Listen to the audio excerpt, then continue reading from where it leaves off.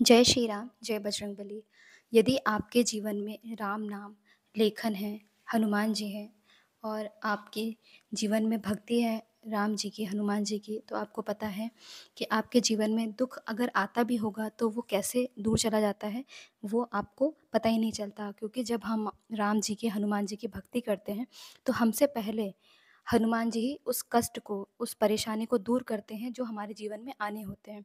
मैं ये नहीं कहती कि राम जी की भक्ति करने से दुःख आएगा ही नहीं। देखिए, दुःख और सुख तो सबके जीवन का एक हिस्सा ही है, तो सबके जीवन में दुःख और सुख आना ही है।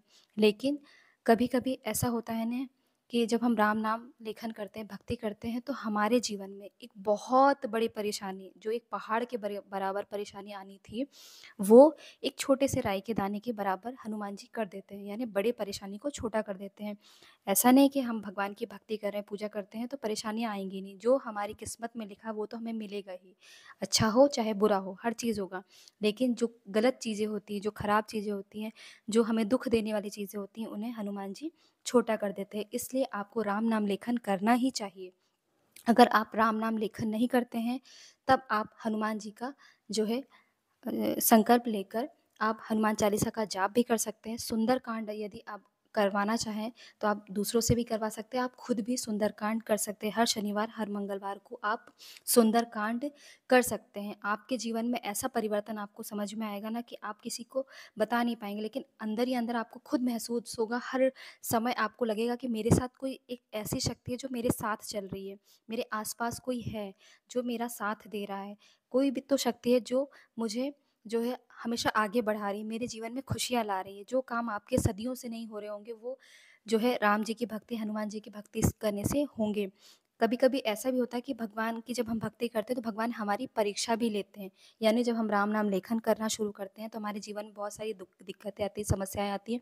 तब हमें लगता है कि हमें राम नाम लेखन छोड़ देना चाहिए। लेकिन ये वो समय होता है जब भगवान स्वयं हमारे आगे बैठकर हमारी परीक्षा ले रहे होते हैं।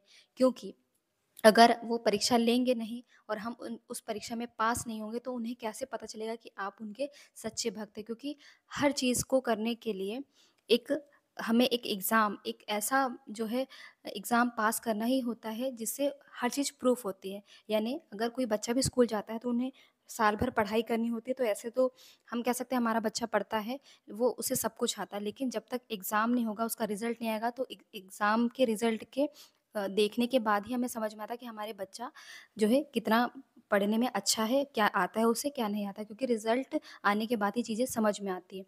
वैसे ही जब हम राम जी की भक्ति तो कर रहे हैं, राम नाम लेखन कर रहे हैं, लेकिन हमारे जीवन में जब दुःख आ रहे हैं और उस दुःख से हम कैसे बाहर निकल रहे हैं, हम बिना राम नाम की भक्ति छोड़े, हनुमान जी की पूजा अर्चना छोड़े, आगे अपने जीवन को बढ़ा रहे हैं, तो यही एक एग्ज़ाम होता है जिसको हमें पार करना होता है। इसलिए अगर आपके जीवन में दुःख आ रहा है, संकट आ रहे हैं, कुछ ऐसी परेशानियाँ आ रही हैं कि आप किसी को बता भी नहीं पा रहे, आपके मन में चल रहा है कि मुझे राम नाम लेखन छोड़ न देना चाहिए, मुझे हनुमान चालीसा का जाप छोड़ देना चाहिए, तो ऐसा कतई नहीं है।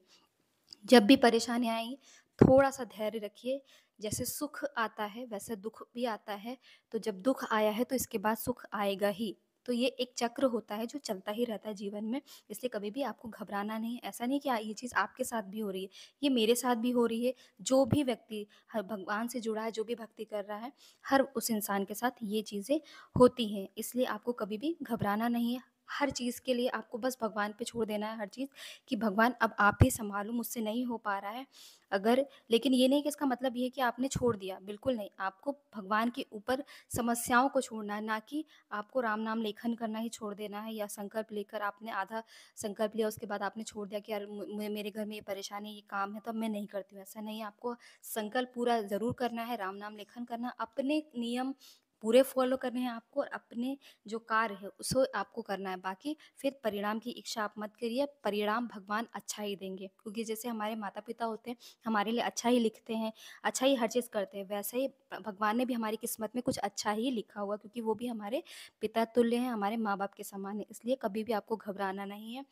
आस-पास अपने हमेशा पॉज़िटिविटी बनाए रखना, कभी भी अपने मन में कोई भी चीज़ें ऐसी नहीं लानी है कि नेगेटिविटी आ रही है। अगर आपको किसी चीज़ से डर लगता है, तो बस भगवान का नाम लीजिए, देखिए तुरंत आपको रिज़ल्ट मिलेगा और आपकी सभी मनोकामना ज़रूर पूर्ण होंगी। जय श्री राम, जय बजरंगबली।